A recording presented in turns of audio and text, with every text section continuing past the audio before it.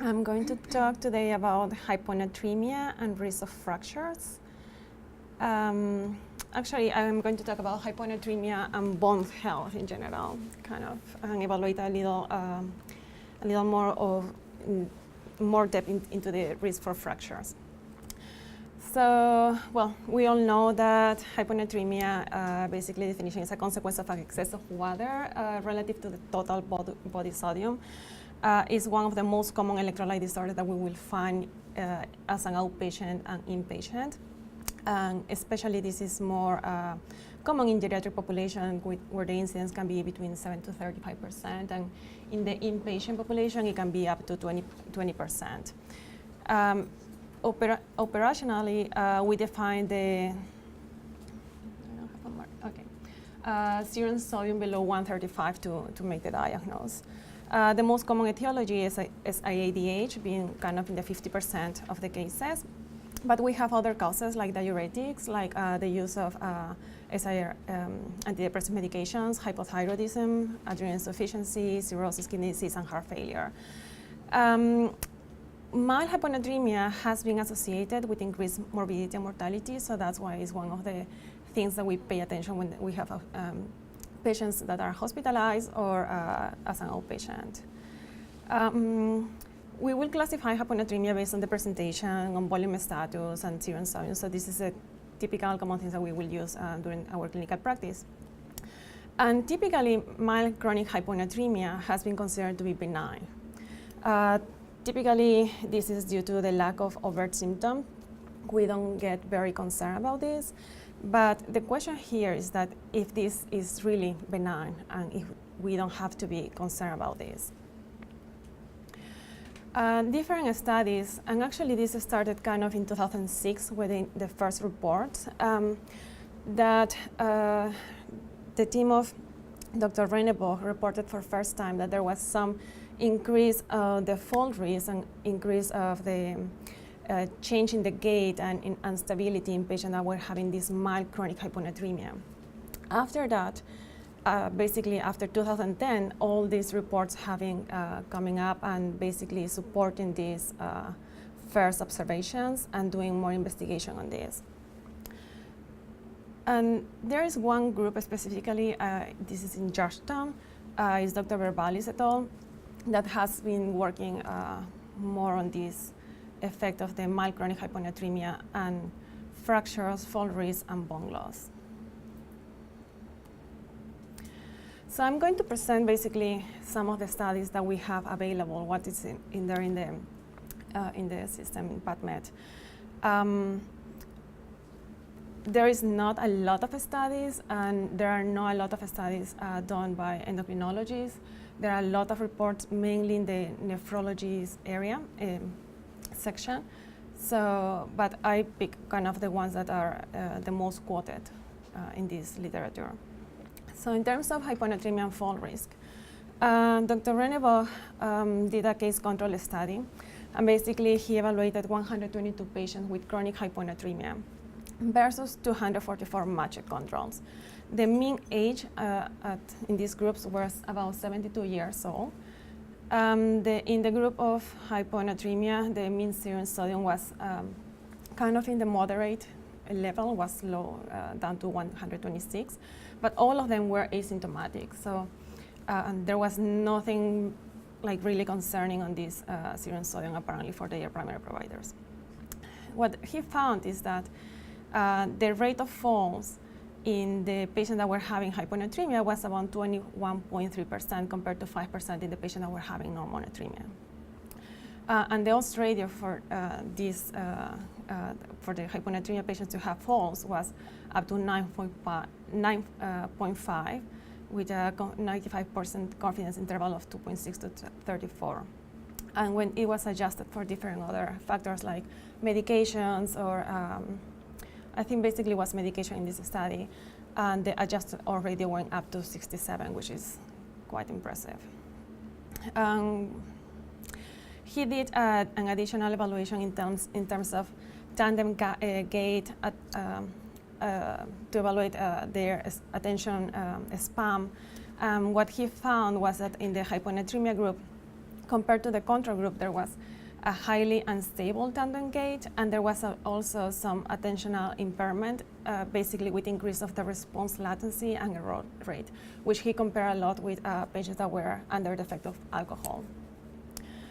In conclusion, he mentioned that this mild chronic hyponatremia, which is supposed to be asymptomatic, induces a high incidence of falls, and possibly this is the result of a marked gait and attention impairment. One of the mechanisms that was proposed to kind of explain this ataxic gait is based on a rat model, where these rats exhibit some ataxic gait and evidence of some cognitive impairment when they have very, very low intracellular glutamate amino acid, and they have high levels of extracellular glutamate in the hippocampus.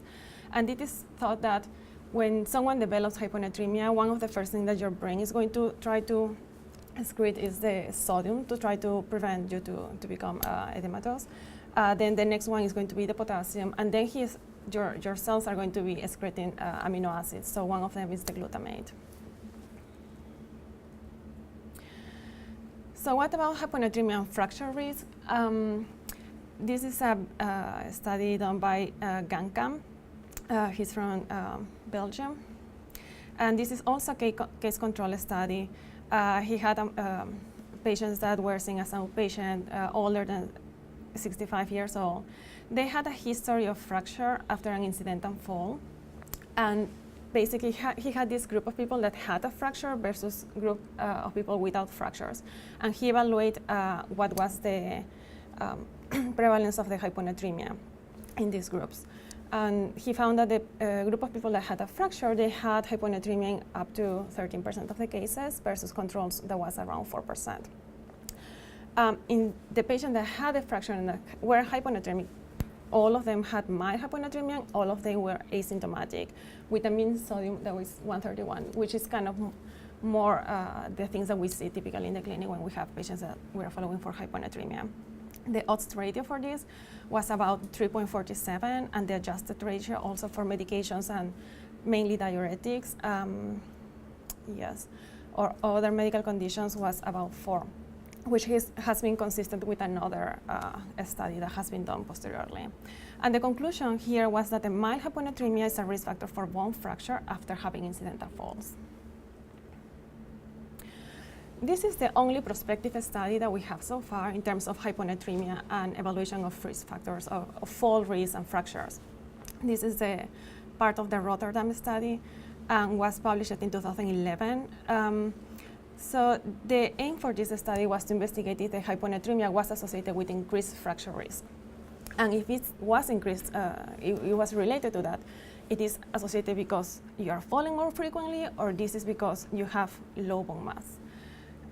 So they have around 5,000 ambulatory patients older than 55 years old, and they follow this group of people until they develop a fracture. But they basically were planning to follow them only until or they have the fracture or they die, or they had like around 7 years of follow-up.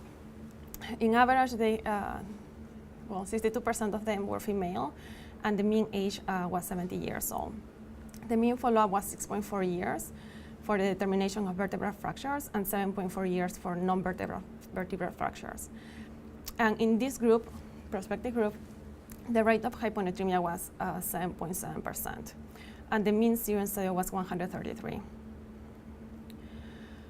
What they found is that the hyponatremia was related to a higher risk for new non-vertebral fractures with a hazard ratio of 1.39. And the hyponatremia was also related to a higher risk of prevalent vertebral fractures. The difference here is that this group of people developed new fractures when they were being seen during the study, during this evaluation. However, when this group of people, basically around 6.7 years after follow-up, they got a vertebral assessment, and they saw that they had some vertebral fractures there. So they compared to a baseline X-ray that they had, and they saw that they already had that fracture when the patients were admitted into the study. But they also felt that this was related to the presence of hyponatremia at the moment that they were enrolled into the study. And the odds ratio for that was 1.61. This is kind of slightly in that range, but it was considered as positive. So we know that this hyponatremia may be related to a higher risk for fractures. So now we are going to assess if they had higher risk of fall or change in the bone density.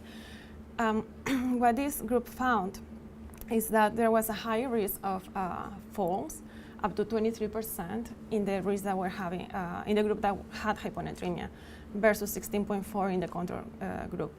There is an odds ratio of 1.35, which also is not as high as it was reported before, but it was considered to be important.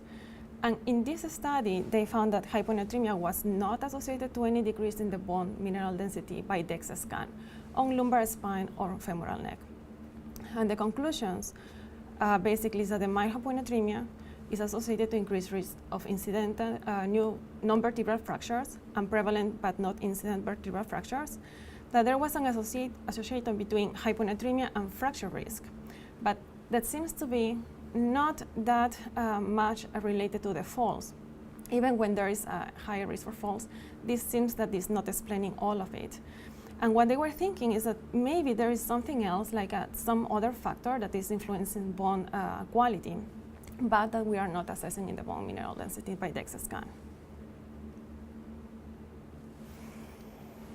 Based on this, one of the studies that this group in DC with Dr. Verbalis is doing, they did these experimental rat models of SIADH, and they actually did two different experiments.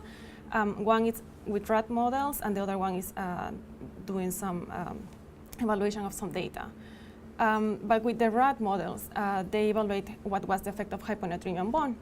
And they make these rats to have a serum sodium of 110, which is very, very low, and compare with normonatremic rats.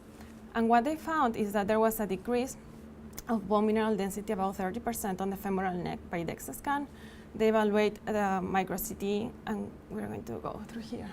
So just very quickly, so this is the data of the DEXA scan.